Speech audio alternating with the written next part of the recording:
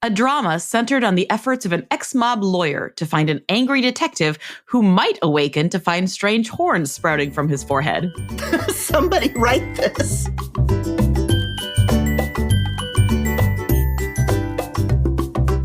Hi, and welcome to Somebody Write This, where we use a random plot generator to give us an idea and then brainstorm how that could be a thing somebody might want to write. I'm Hannah.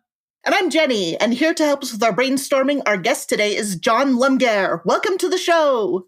Thank you. Hi, we're super excited to have you join us. When we first got connected with you, it was because you were looking to talk about a project that you are currently working on and getting funding for. So I'm going to start off by just letting you kind of jump into telling us about that, and then we'll let the conversation go where it goes. Okay, great. So I'm an animation director based in London, and I'm been working on an animated sitcom for a while. And that's what we're going to try and raise money for in May on Kickstarter.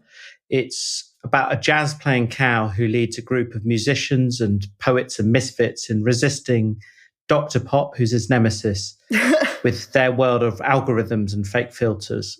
So that's the kind of setup. And it's a heist. The episode we're raising money for is a pilot, and it's going to be a heist. I love it. That I sounds have no idea fantastic. what that would look like, but I want to be part of it.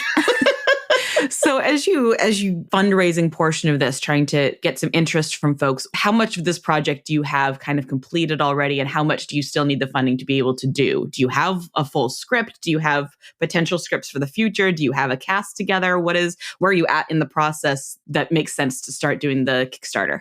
So we've got design, the setup, the characters, mostly casted. There's a few conversations we've got going on about some of the cast, and we'll probably do one casting call. And then we've got the script is kind of in draft form, so that would be completed. We're kind of ready to go, really. Yeah. It's just the work of putting it together. Yeah. Okay. Is this solely your idea? Are you primarily working on animation and other people are contributing to script or design or ideas? What is your role specifically in this?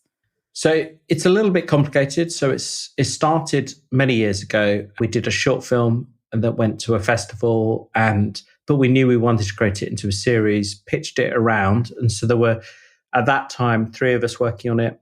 And the idea kind of was generated by the 3 of us, well, 4 of us actually. So that was very much a kind of an organic thing that came out of that. Then I developed it again over a period of years and reworked it. And then a scriptwriter who's written lots of BBC sitcoms, a guy called James Carey, wrote for Miranda, which is quite a popular sitcom in the UK, and a lot of others. He came on board and he reworked it to the next level. So it's had a few different people inputting. So I've been the consistent driver over many years. Yeah, no, that makes a ton of sense. I'm excited to share this with our audience and hopefully get a couple of folks interested. I'm definitely interested in this. I'm going to have to go look at this afterwards. So with that, let's scoot on into our brainstorming section, where we will collaboratively together work on coming up with something out of this. So as a reminder, the plot we're working with is a drama centered on the efforts of an ex-mob lawyer to find an angry detective who might awaken to find strange horns sprouting from his forehead. It sounds like a lot of conditional stuff. Yeah. Yes. It's like so little is certain here, which is just strange. John, what immediately jumps out to you about this? Where do we want to kind of start digging? Well, why do horns come out of someone's head? Ordinarily they don't. So something is causing this lawyer to believe that this is going to be the case. So it might not be the case, it might be in his head, but yeah. Can you imagine trying to convince somebody there might be horns coming out of your head soon? Well, exactly. You would probably get them sectioned, right? So yeah. Especially an angry detective. Yeah, so he's going to be facing obstacle after obstacle, trying to convince this guy. Yeah. There's clearly got to be some sort of element of the supernatural or the fantastical here. I was trying to think if there was any kind of realistic base, like science-y reason why somebody might have horns. The only way it could be sciencey as if it's in his head, so it's psychological. Yeah. But that's not so fun. It doesn't excite me as much as it really happening. Yes. Although you could play a little bit with the idea of like where the audience doesn't really know until the end about, is this going to happen? Is this not? You could tease them a little bit. It seems like something that might happen in 100 Years of Solitude. I don't know if you've read that novel. I don't. I've meant to for so long. They're doing a Netflix adaptation. They keep saying it's coming out soon, but they've been saying that for about 5 years. So, so soon it could be another 5 years. Yeah. But the idea that these kind of magical things just kind of happen in a kind of normal world is kind of, I always find that compelling. Yeah. A magical realism kind of. I love that kind of genre where we're living in a world with ex-mob lawyers and angry detectives, but also in a world where horns might come out of your head. So why does he want to find him? Like, what is is he trying to warn him? Is he trying to stop this? What is his purpose in trying to find him rather than just like letting the horns sprout out of his head? I mean, I guess it depends what his motive is. If he likes the guy, then maybe it's to stop him freaking out. But it could be that he's worried that he could turn into a kind of Taurus type of character, a Minotaur or something that just kind of, maybe he wants to kill him. I don't know. There's a lot. So is this based on like some kind of dream he had, or like a prophecy from some other source, and like he either wants to stop it or help it along for whatever either reason? Like, how does he know that this is going to happen? Where did he get the idea in the first place is my question. I'm wondering he's an ex-mob lawyer. Yeah. I'm wondering if it's connected to the mob. All right. The mob is in this world is a group of secretly horned creatures. I mean, maybe it depends what the mob has been involved in. Yeah. Maybe it is a witchcraft type ceremony that he's seen, and he's a detective, and the detectives don't like the mob. Yeah. Mm-hmm. The lawyer is an ex-mob lawyer, so does that mean he was once in the mob and now he's a lawyer, or is he someone that used to protect the mob and is now retired? In the past? I was assuming that he was a lawyer for the mob, but maybe he is it could be the other one around. I kind of like the idea that maybe the angry detective, like, this could be, the horns could be something that was caused by a spell, by a witchcraft, by something. But I'm wondering also if there's something compelling to me about maybe the angry detective comes from the mob family and rejected their lawlessness, and so is angry because his family turned out to not be good people, and he kind of went the other way, went pursuing the law and order path. But genetically, at some point, he's gonna, like, maybe the horns are gonna like crown him the new mob king or something, and his father has just died, and so the ex-mob lawyer has to go find him and be like, "Hey, this is gonna happen." as executor of the estate. Yeah, something like that. So you could have there's a potential thing where you've got the lawyer who represents defending evil, if you like, the guy that's come from evil and he's good. But if they are both working together, then you got an interesting tension. Yeah. Yeah. But first he has to find the guy. Yeah. And he wouldn't trust him. Because why would he trust him? Like, if he knew, he's cut off all connections with his previous family. He hasn't like gone after them specifically because he still has a little bit of like of memory and love in his heart for maybe like his mom or something, but he's like working as hard as he can to take down other people like them. And so the I guess my next question is, do the horns sprout at some point in the middle of the book, or do we wait until the end not knowing if they will or not? So does anybody else have horns? Is he's the only one with horns? Because it could be like no one has horns, but it's a family legend, or if you do this, then you will sprout horns, like it's like they're under a curse. That would be interesting. Because most of these mob families are Catholic traditionally, aren't they? There are a lot of them. Yeah, traditionally in the stories. Yeah, that's the tradition. So I wonder. There's an element of the supernatural involved. Is it some kind of, like you mentioned, a curse? I'm wondering if that's why they are now a mob family. Is because some ancestor like made a deal with the devil or whatever that says, we'll do your work. And like the curse is, if you don't, then you might wake up with horns and then people will know who you are. Oh, so because he's fighting on the side of good, trying to solve crimes, he is in danger of growing horns. Which would explain why the family's still interested in relating to him and he's not. They're like, you don't understand. That's kind of a fascinating dynamic. The idea that if you do horrible things, you stay under the radar. But if you try to do the right thing, you will grow horns and suddenly be pinpointed as someone doing a horrible thing. And even if you're not. And so there's kind of that's a weird lose-lose situation, which is kind of fascinating ethically. And it like makes me wonder if the family is trying to break the curse or like doing experiments to see how good can I be and still not grow horns. There's oh my gosh. So this reminds me, I read through read and listened through a bunch of Gilbert and Sullivan operettas over the last few weeks. And there's one that I knew almost nothing about called Ruddigore, which turned out to be one of my favorites of the bunch, which is the premise is very much this, is that there's whoever owns this hall is cursed to have to commit one crime every day. And if they don't, then they die. Oh. Okay. And so there's precedent. I was like, oh, hold on, this is Ruddigore. And so it's about somebody who learns that he's just been made the lord of this estate or whatever, and he's like, oh no, now I have to be a horrible person, and the person I love won't marry me, and I'm gonna have to sacrifice all my morals, and so they end up breaking the curse at the end. But that's very much what it's reminding me of, that this thing where like you have to publicly be a bad person and do bad things to prevent being seen as a bad person, where the horns come out. Right.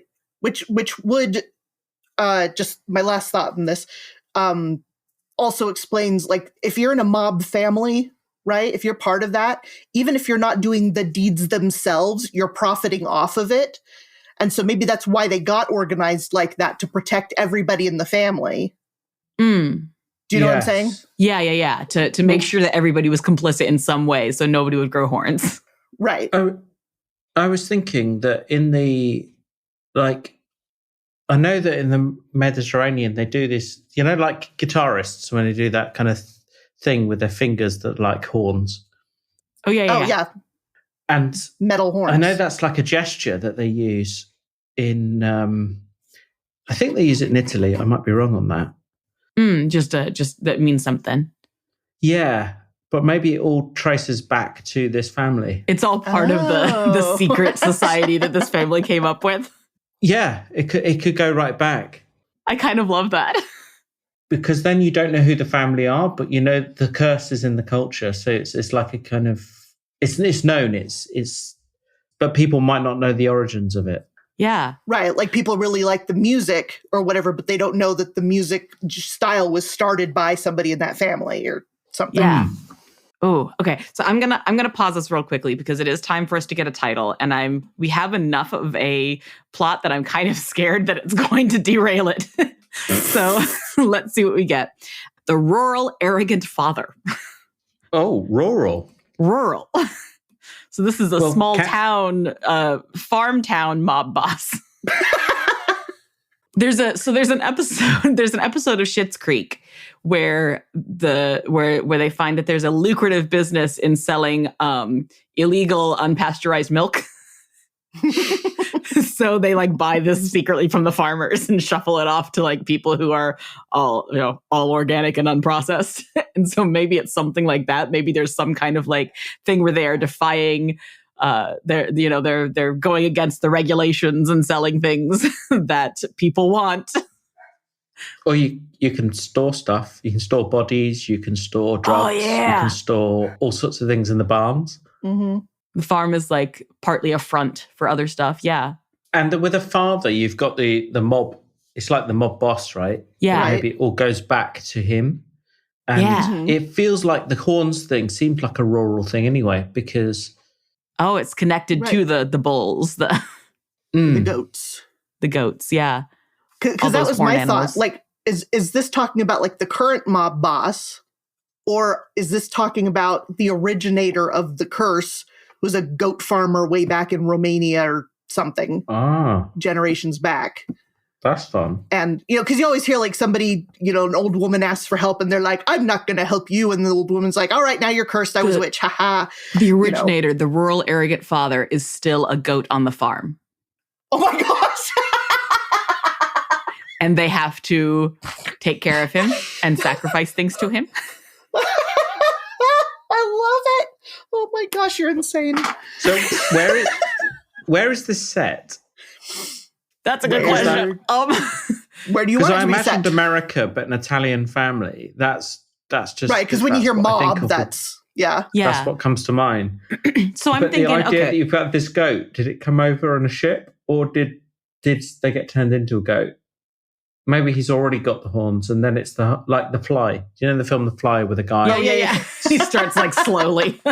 So you become that thing, and once you're at that stage, and so this guy's the next to go on that journey. Yeah, maybe.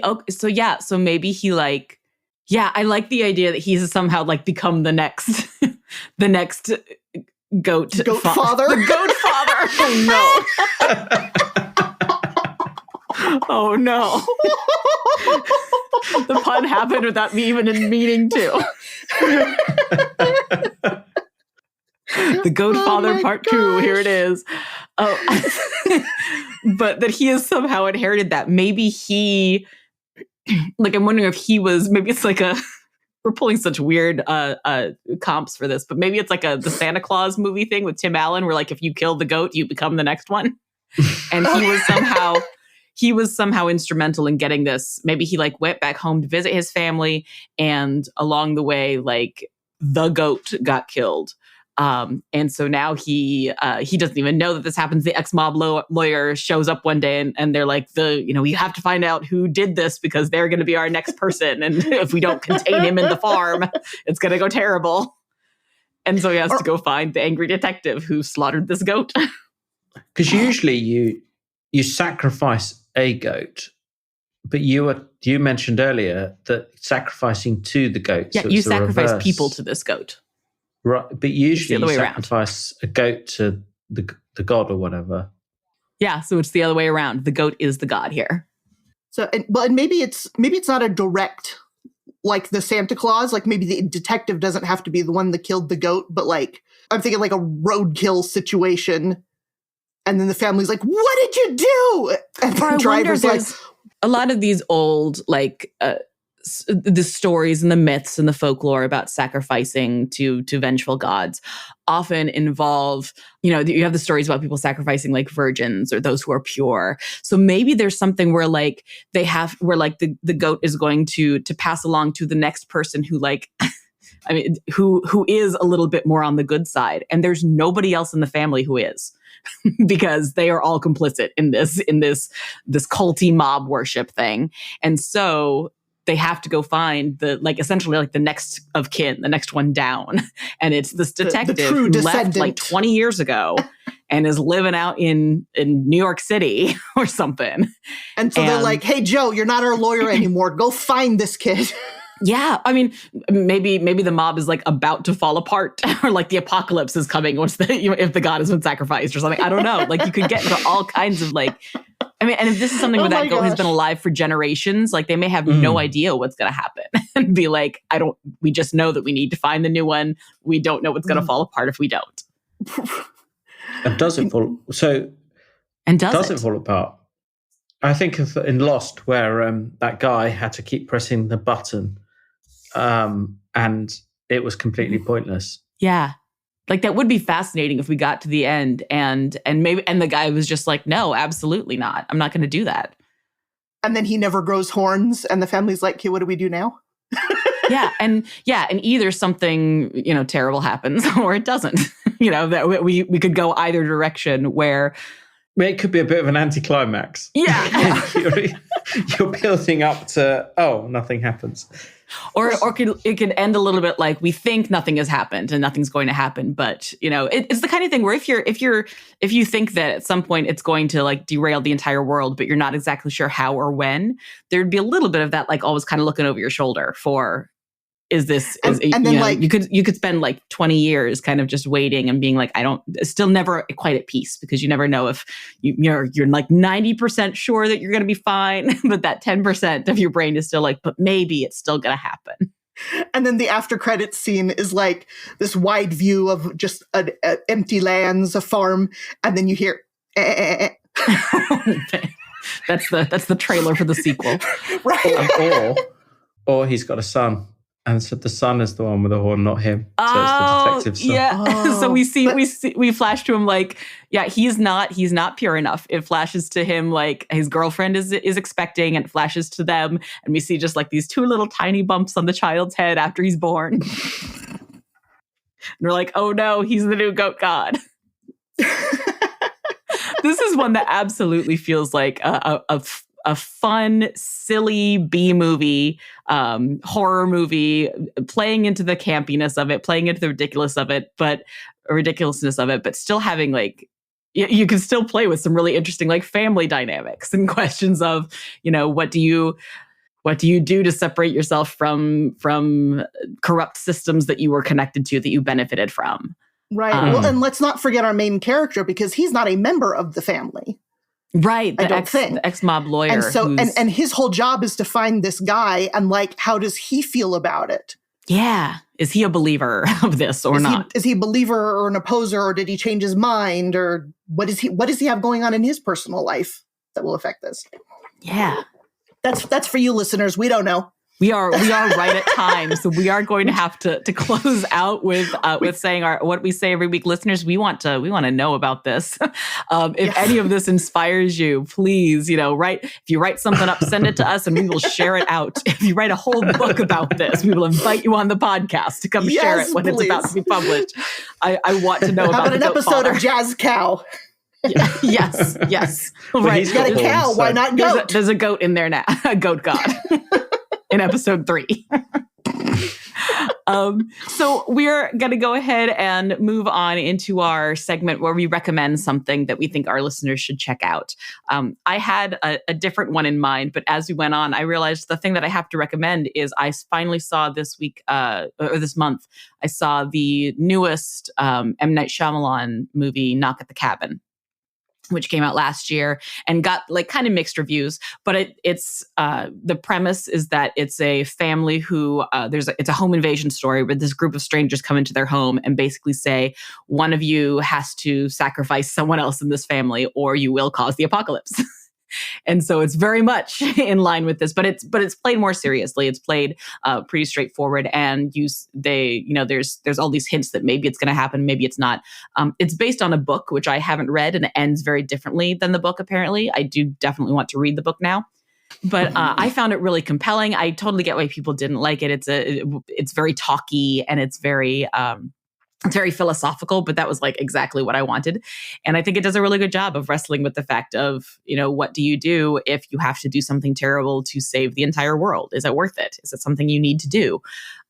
So it's a really interesting movie. I had a great time with it. So I'm going to recommend, if you haven't seen Knock at the Cabin, that'd be one to check out. Jenny, what would you like to recommend this week? I would like to also recommend a movie. I'm going to recommend Elvis, the newest biopic about Elvis starring Austin Butler. And not only because it's about Elvis, which means it's fun and there's great music, but first off, Austin's portrayal of Elvis was on point, absolutely on point. He's so very talented, but also the story is written and presented in a very complex way. There's beautiful parallels between his past and his present, and foreshadowing of his future, and the way they use which songs to show him performing at different stages of life to double down on that situation and show you kind of where his head might have been at. And the cinematography, the scene design and the lighting and just the visuals of the movie are absolutely gorgeous. So it's definitely a must see at least once, just for the experience. It was beautiful. Awesome. All right, John, you get to recommend something as well. It doesn't have to be a movie. That's just where we both went. What would you like to recommend to our listeners?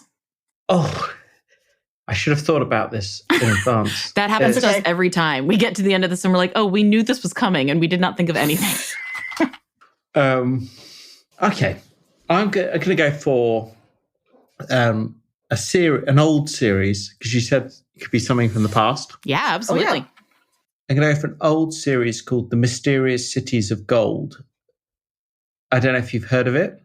It was a French-Japanese co-production, and it was an 80s cartoon, but it had but the plot developed over a number of episodes. You've got these kids, and they're trying to get to these 7 cities of gold, and they're working sometimes with and sometimes against the conquistadors, and you get introduced to the various different cultures in that era in kind of South America. It's a bit bonkers, but it's interesting. That sounds fascinating. I got the DVD because I remembered it from childhood, and then we watched it in lockdown, and so yeah. It's always fun revisiting stuff. I don't know why that jumped into my head now, but it was. No, that's great. I am all about when people recommend things that I've never heard of. I'm like, yes. Give me something brand new there.